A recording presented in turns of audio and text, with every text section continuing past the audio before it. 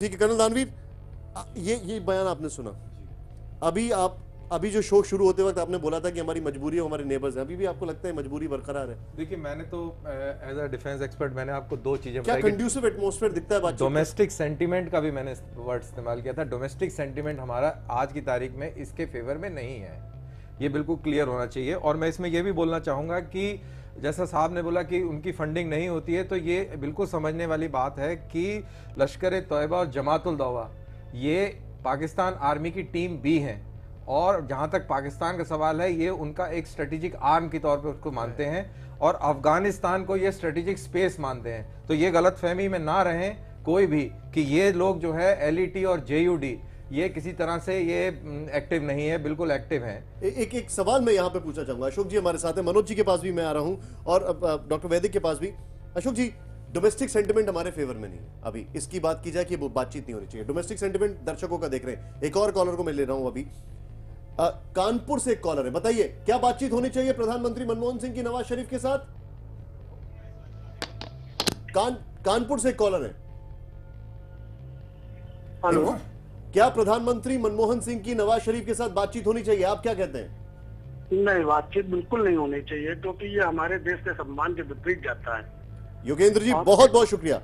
कम शब्दों में बहुत बड़ी बात कर दिया आपने कि हमारे देश के सम्मान के विपरीत जाता है। कानपुर से योगेंद्र गुप्ता जी कह रहे हैं हमारे देश के सम्मान के विपरीत जाता है। मैं आपसे एक चीज समझना चाहता हूं, आप लोग सरकार में भी रहे हैं और विपक्ष में भी रहे। आखिर ऐसी क्या मजबूरी है, कौन सा प्रेशर है? डोमेस्टिक सेंटिमेंट अगेंस्ट में है, विपक्ष खिलाफ में है, एक्सपर्ट्स यहां पर बैठे हैं वो मना कर रहे हैं, फिर क्या मजबूरी है, क्या जरूरत है बातचीत करने की? मुझे लगता है कि माननीय प्रधानमंत्री जी को शौक है और उनके खूर के अंदर वो गर्माहट खत्म हो गई है। जो भारत माता के दूध की गर्माहट है वो खत्म हो गई है।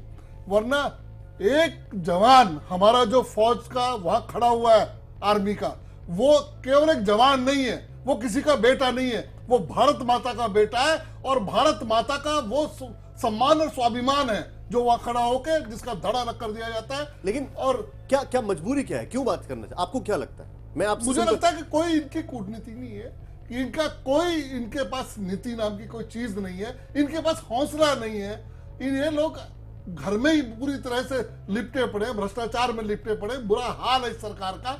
ये सरकार, अगर आप देखें चाइना बॉर्डर पे क्या हो रहा है, आप देख रहे हैं, पाकिस्तान बॉर्डर पे क्या हो रहा है देख रहे हैं। मैं आपको ये सब चीजें जुड़ी हुई है इसके साथ, और मुझे लगता है कि कहीं ना कहीं ये सरकार इस देश की सीमाओं को खोखला कर रही है। और इस सरकार का जो इसको कैसे, आपने सुना है कॉलर क्या कह रहे हैं, सब लोग बिल्कुल ठीक कह रहे हैं आप। पूरा देश चाहता है कि इन ऐसे प्रधानमंत्री से छुटकारा मिले और ऐसी सरकार से। मेरा यही सवाल डॉक्टर वैदिक और मनोज जी से भी होगा, लेकिन उससे पहले एक और कॉलर झुंझुनू राजस्थान से हैं। आपसे भी मैं जानना चाहता हूं, क्या प्रधानमंत्री को मिलना चाहिए नवाज शरीफ से? हेलो जी, क्या प्रधानमंत्री को मिलना चाहिए नवाज शरीफ से?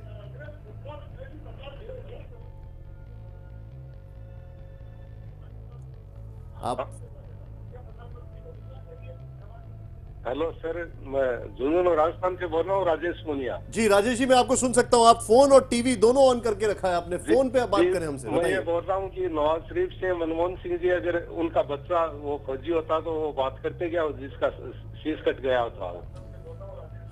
डॉक्टर वैदिक, इससे ज्यादा कोई स्पष्ट बोल नहीं सकता। झुंझुनू राजस्थान से कॉलर थे, वो बोलते हैं कि अगर उनका अपना बच्चा अगर वहां पर होता और उसका शीश कट जाता तब भी वो बातचीत करते। मैं डॉक्टर वैदिक से ये सवाल पूछता हूं। डॉक्टर वैदिक, आखिर कौन सा प्रेशर है? डोमेस्टिक मूड अगेंस्ट में है। कर्नल दानवीर ने बड़ी सिंपल बात बोली थी कि लेट्स एनालाइज डोमेस्टिक लेवल पर क्या है। डोमेस्टिक अगर बात की जाए तो अगेंस्ट में है, अगर बात की जाए विपक्ष की वो अगेंस्ट में है, अगर बात की जाए आप जैसे सीनियर एक्सपर्ट्स की आप अगेंस्ट में, तो फिर क्यों बातचीत कर रहे हैं? इसके कई कारण हैं। जैसे इसका पहला कारण तो मैं आपकी बात से सहमत हूँ कि स्वयं प्रधानमंत्री खुद बड़े कमज़ोर आदमी हैं। अगर जब वो घटनाएं हुई थी उनका वो जोरदार जवाब देते, कम से कम शब्दों में जवाब देते, शब्द भी मरियल, व्यक्तित्व भी वैसा ही है। तो एक तो वो कारण है, और वो कारण जनता को बहुत दर्द पैदा करता है। दूसरा, जो अंतर्राष्ट्रीय राजनीति बड़ी पेचीदा चीज़ है, आम आदमी उसकी बारीकी में जा नहीं सकता, उससे हम उम्मीद नहीं करते कि वो जाए। लेकिन मेरे जैसे लोग या जो लोग पॉलिसी बनाते हैं, जिनको अनुभव है राजनीति का, अंतर्राष्ट्रीय राजनीति लेकिन का। मरता तो आम आदमी के वो परिवार का ही आदमी है। आप ठीक कह रहे हैं, तो वो तो मेरी पूरी सहानुभूति, और मैंने शुरू में कहा कि उसका कस के रिएक्शन होना चाहिए, कस के जवाब दिया जाना चाहिए हमको। अटल जी ने क्या किया, 20,000 फौज लगा के रखी वहाँ पर, हजारों फौजी हमारे डटा दिए और इतना दबाव डाला पाकिस्तानी सरकार पे कि नवाज शरीफ को बात करना पड़ी। तो मेरा ये कहना है, लोहा भी गर्म रखना चाहिए और जुबान भी बराबर चलती रहनी चाहिए। गोली और बोली दोनों साथ साथ चलनी चाहिए। बड़ी खूबसूरत लाइन है। लेकिन मैं आपको एक बात ये मैं कहना लिख चाहता लेता हूँ, हूँ, गोली और बोली साथ चलनी चाहिए। साथ चलनी चाहिए। और इसमें एक बात और है कि इस समय नवाज शरीफ की वहाँ की फौज के साथ सीधी टक्कर है, इसको हम लोग समझते नहीं हैं। अभी 2-3 महीने में वहाँ का गुप्तचर विभाग, वहाँ की फौज का आदमी, वहाँ की सुप्रीम कोर्ट, इन तीनों में परिवर्तन होने वाला है। मियाँ नवाज शरीफ को पॉलिटिकली मजबूत करने की आज सबसे बड़ी ज़रूरत है। फौज वहाँ बहुत बदनाम हो चुकी है पाकिस्तान की, लाल मस्जिद के कारण, वो ओसामा बिन लादेन के कारण, और जो कलकत्ता के माफ़ कीजिए कराची के बंदरगाह पे जो हमला हुआ था उसके कारण, और अकबर बुख्ती की हत्या के कारण फौज का एकदम समझो कि बवाल ख़त्म हो चुका है।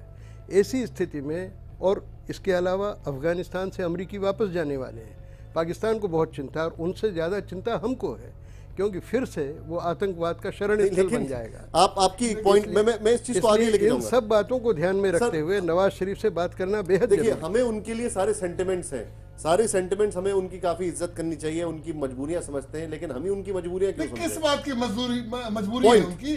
कैसी मजबूरी है? हमारी सीमाओं के ऊपर लगातार वो हमला करें, हमारे जवानों के सिर काट दें, वो हमारे जवानों को मार दें, वो अब उनकी मजबूरी देखेंगे क्या? किस बात की मजबूरी है? किस बात की मजबूरी है? मनोज जी मेरे साथ है। मनोज जी, मैं आपसे जानना चाहूंगा, आखिर ऐसी क्या मजबूरी है कि प्रधानमंत्री उनसे बातचीत कर रहे हैं? यहाँ पे सारा सेंटिमेंट अलग में है। मैं तो ये बोलता हूं कि कई बार न्यूज स्टूडियोज में, जो न्यूज चैनल के स्टूडियोज में लोग क्या चाहते हैं पता नहीं लगता है, लोग भी यहां पर बोल रहे हैं। बल्कि मैं आपके पास आने से पहले एक और कॉलर हमारे साथ है राजस्थान से आज बहुत फोन आ रहे हैं। बताइए रघुवीर जी, आपका फैसला क्या है? क्या मुलाकात करनी चाहिए? सर, उनको मुलाकात नहीं करनी चाहिए सर। चित्तौड़गढ़ से फोन कर रहे हैं हमारे तो रघुवीर क्या सिंह, करना चाहिए? ये कहते हैं नहीं मुलाकात करनी चाहिए। अगर मुलाकात नहीं करनी चाहिए तो फिर क्या करना क्योंकि चाहिए? ये सर है इससे सवाल। फौजियों बड़ा का सवाल ये मनोबल है। घटेगा sir. Colonel Danveer, quick reaction. हाँ, मैं ये बोलूंगा कि बातचीत prime minister to prime minister level पे अगर बातचीत हो रही है तो इसका एक मैसेज बहुत अलग टाइप का जाता है कंट्री में। लेकिन कभी कुछ फर्क पड़ा उससे? नहीं, लेकिन डोमेस्टिक हालात अभी ठीक नहीं है। अभी आप पिट रहे हैं, आपको prime minister to prime minister level बात नहीं करनी चाहिए। आप फॉरेन सेक्रेटरी लेवल पे बात करिए, फॉरेन मिनिस्टर लेवल पे बात करिए, और नीचे स्तर पे बात। बल्कि हम बड़ी हैरानी होगी कि अगर हमारे क्रिकेट डिप्लोमेसी या सीबीएम्स नहीं चालू हो जाएगा, कॉन्फिडेंस बिल्डिंग मेजर्स। अब मैं सीधे, मनोज जी आपका रिएक्शन इस पर क्या है? क्या जरूरी है ये बातचीत, आपको लगता है? देखिए, कुछ चीजें ऐसी होती हैं जो जज्बात से ऊपर होती हैं। कोई भी देशवासी ये नहीं कहेगा साहब जो सैनिकों को मारा उसके बाद भी हमें दुख नहीं है, सबको दुख होता है। लेकिन आप जब फैसले लेते हैं, जब दो देशों की बात होती है, तब आपको अंतर्राष्ट्रीय राजनीति, कूटनीति का भी ख्याल रखना पड़ता है। यह क्रिकेट का मैच नहीं है कि कल से नहीं खेलेंगे। आपका पड़ोसी है, गोली और बोली दोनों साथ चलेगी, और यह भारत सरकार को तय करना है कि उसे गोली का जवाब कैसे देना है और बोली से जवाब कैसे देना सर, है। आपकी बात सही है मनोज जी, मैं आपकी गोली बोली में एकदम सही है, जो डॉक्टर वैदिक ने कहा सही है। लेकिन मैं आपसे एक चीज जानना चाहता हूं, ये क्रिकेट का मैच नहीं है, ये भी मान लिया मैंने, लेकिन कम से कम ये क्रिकेट का वो पवेलियन नहीं है कि जहां पर हम बैठे रहेंगे और आगे वाले बैटिंग करके चले जाएंगे। नहीं, आप एकदम बात बंद करके नहीं बैठ सकते। आप क्या करेंगे, कल से बातचीत बंद कर देंगे? नहीं, बातचीत करिए।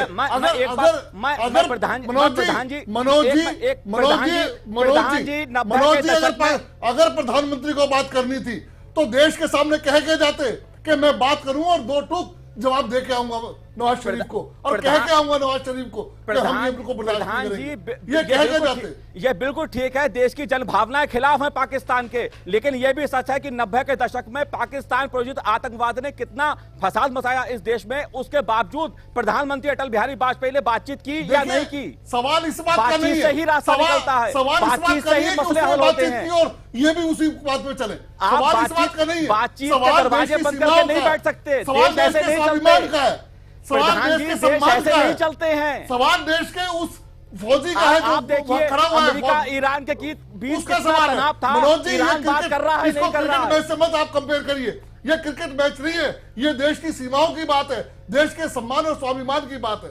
इसीलिए मैं कह रहा हूं, देश के फैसले बहुत सोच विचार करके होते हैं, बातचीत एकदम बंद नहीं होती है। नहीं, अच्छा, बातचीत मुझे- बातचीत करें, मनोज जी, बातचीत का तरीका म- देश म- के सामने सफाई होनी हाँ, चाहिए। ये इससे मनोज जी, कहना चाहिए देश के सामने प्रधानमंत्री कि मैं ये कैसे बात करने जा रहा हूं। कैसे जवाब नवाज शरीफ मनोज को जी देते मुझे एक हैं, बात बताइए, या मैं मनमोहन आपसे एक सिंह- चीज जानना चाहता हूं। मैं चाहूंगा सीधे मनोज जी को मेरे साथ फ्रेम में रखा जाए, अशोक जी को भी। मनोज जी मुझे एक चीज बताइए, आपने कहा गोली और बोली, अभी अभी डॉक्टर वैदिक ने बात कही और इस चीज को मैं भी सेकंड करता हूं, एग्री करते हैं, लेकिन गोली तो हमसे चली नहीं, लेकिन बोलियां खूब चल रही हैं। अब बताइए आप। और बोली का भी कोई बोली में ये भी कोई अभी से ताकत नहीं चल नहीं रही है, पिछले 60 साल से बोलने ऐसा हो के रहा अंदर भी ताकत है। नहीं है। हम बातचीत भी कर रहे हैं, ऐसा नहीं है। जब भी जरूरत पड़ी है भारत ने मनोज पूरी जी, ताकत के साथ जवाब मनोज जी, पाकिस्तान को बोली में दिया भी है। ताकत नहीं है। करगिल में भी जवाब बोली दिया में है, भी बोली में बातचीत निकलती नहीं की है। अशोक जी कह रहे हैं कि बोली में भी बोली नहीं निकलती है। ठीक कह और रहे हैं। करगिल में जवाब ये भी मैं भी दिया कह है, रहा हूं। ऐसा नहीं जी, है। जी। मैंने भी कहा था जी, जी। कि ना बोली में दम है ना गोली में दम है। इसका एक फलितार्थ ये निकलता है कि अब प्रधानमंत्री जी को प्रणाम कहें हम लोग कि बहुत आपने 9 साल कुर्सी पे जमे हो, अब कृपा नहीं, करो। लेकिन मैं आपसे डॉक्टर वैदिक, आप जब नवाज शरीफ साहब बने प्रधानमंत्री तब आप थे वहां पर और हमने देखा भी आपको। अगर नियत की बात की जाए, नवाज शरीफ की नियत हिंदुस्तान को लेकर कैसी है? देखिए, नवाज शरीफ का जो पिछला चुनाव था जब वो प्रधानमंत्री बने थे, तो बराबर 15 दिन उनकी सभाओं में मुझे जाने का, उनसे व्यक्तिगत घंटों बात करने का मौका मिला। मेरे से कह के उन्होंने तब देवेगौड़ा जी प्रधानमंत्री थे, सीधी बातचीत की और अपने चुनाव अभियान में दम लगा के दिल खोल के कहा कि भारत के साथ अच्छे संबंध बनाना मेरी फर्स्ट प्रायोरिटी है, पहली प्राथमिकता। वो इस बार भी कहा था उन्होंने। और ये अब की बार भी कहा, और अब की बार चुनाव जीतने के बाद शपथ लेने के 1-2 दिन पहले भी बात मेरी हुई, बाद में भी बात हुई। हर बार उन्होंने कहा कि मैं पूरी कोशिश करूंगा अपनी तरफ से, अपनी मजबूरियां भी बताई, कमजोरियां भी बताई। आप जो बता रहे हैं, मैं थोड़ा सा आपको रोक रहा हूं, क्षमा चाहता हूं।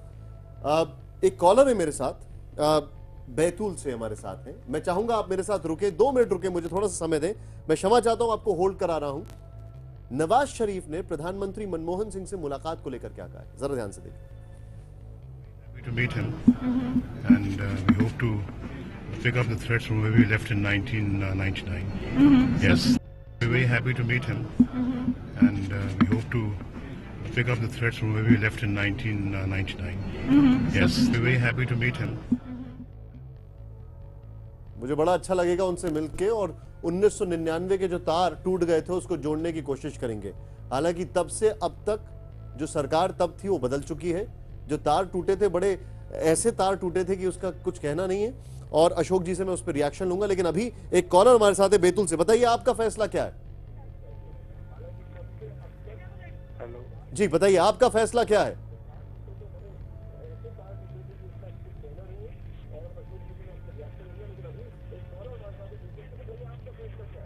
हाँ सर, मेरा फैसला है कि प्रधानमंत्री जी को बात नहीं करना चाहिए। हमारा फैसला है कि प्रधानमंत्री जी को बात नहीं करना चाहिए, जी जैसे कि बार बार जो प्रधानमंत्री जी बोलते हैं और अपनी ही बातों को छोड़ के बात करते, इससे सेना और आम आदमी का मनोबल गिरता है। सेना और आम आदमी का मनोबल गिरता है। बहुत बहुत शुक्रिया हमसे बातचीत करने के लिए। अब ये करीब 7वां या 8वां कॉलर था इस पिछले आधे घंटे के अंदर, बल्कि ये कहा जाए 40 मिनट के अंदर, और सबने यही कहा कि नहीं होना चाहिए। और मध्य प्रदेश, राजस्थान, महाराष्ट्र, एमपी, और कुछ मेरे यहाँ पे कॉल मेरे कान में भी, मेरे जो हमारे पीसीआर डिपार्टमेंट वो हमें बार बार बता रहा है कि यहाँ से लोगों का ये कहना है। अशोक जी, 1999 के जो तार टूटे थे, मैं चाहूंगा बगल में वो बाइट दिखाते रहे, क्या वो तार जुड़ सकते हैं? कुछ फर्क आया है तब से अब तक? नहीं, कुछ अमल तो करें उस चीजों पे, जोड़ने वाली चीजों पे। वहां जो आतंकवाद जो हो रहा है और जो कर रहे हैं उनको रोकने का प्रयास तो करें। जो आतंकवादी बैठे हैं उनके पास, जो भारत को चाहिए वो देने की बातचीत तो करें, उनको हमारे सुपुर्द तो करें, कुछ तो आगे बढ़े, वो पता तो लगे हम कुछ आगे बढ़ रहे हैं। एक सवाल अक्रॉस द पैनल, मैं चाहूंगा हमारा पूरा पैनल दिखाया जाए, और ये लास्ट सवाल है मेरा, और हमारे जो कॉलर होंगे, लास्ट कॉलर को भी हम लेंगे अक्रॉस द पैनल। बल्कि मैं चाहूंगा पूरा फ्रेम सेट करके मैं सीधे सीधे एक सवाल पूछूंगा। इस देश में जब भी कुछ पाकिस्तान करता है, हम उनको या तो खत भेजते हैं या चिट्ठी भेजते हैं और उसके बाद शांत हो जाते हैं। फिर पाकिस्तान को पता होता है कि भाई अमेरिका में तो मिल ही लेंगे, ऐसा तो एक एटीट्यूड हो ही गया। अब फिर से मुलाकात होने जा रही है। मैं ये जानना चाहता हूं, और ये मेरा लास्ट रिएक्शन है सारे पैनलिस्ट से। सबसे पहले डॉक्टर वैदिक से। डॉक्टर वैदिक, ये जो मुलाकात हो रही है, पहले तो क्या नवाज शरीफ के ऊपर इससे कोई फर्क पड़ेगा, और दूसरा, हमें इस बातचीत को कैसे करना चाहिए? मैं समझता हूँ कि मियाँ नवाज शरीफ पर इसका बहुत असर होगा। अगर हम इस बातचीत के उनके प्रस्ताव को ठुकरा देते तो उनको बड़ी निराशा होती। भारत के प्रति गुस्सा नहीं होता, अपने आप के प्रति शर्मिंदगी बेहद ज़्यादा महसूस होती। उनको शर्मिंदगी है, ये उन्होंने अपने बयान से भी जाहिर किया जो घटनाएं हुई सीमांत पर। और अब अगर हम मिलते हैं उनसे तो आप देखिए कि 2 डेलीगेशंस उनके आए हुए हैं। वाटर वाला डेलीगेशन भी आया हुआ है, इलेक्ट्रिसिटी वाला भी आया हुआ है। अगर भारत से उनको इम्कान नहीं होता मदद का और दोस्ती की बात उनके दिल में नहीं होती तो हमारे यहाँ 2 डेलीगेशन भेजते नहीं। और उनके छोटे भाई मियाँ शाहबाज ने हमारे पंजाब की तरफ बार बार हमें क्या बात करनी चाहिए सर? Quick reaction. हमको तुरंत उनसे 2-3 बातें करना चाहिए। जैसा मैं आपकी बात का समर्थन करता हूँ कि उनसे कहना चाहिए कि आप आतंकवादियों के खिलाफ सख्त कार्रवाई करें। जिन लोगों ने भारत में गंदी कार्रवाई की थी मुंबई में, उनको जल्दी से पकड़वाएं, हमारे पास भेजें। इसके अलावा जो सबसे बड़ा काम हमको करने लायक है, अगर मैं मनमोहन सिंह जी की जगह होता तो उनसे कहता कि अमरीकियों की वापसी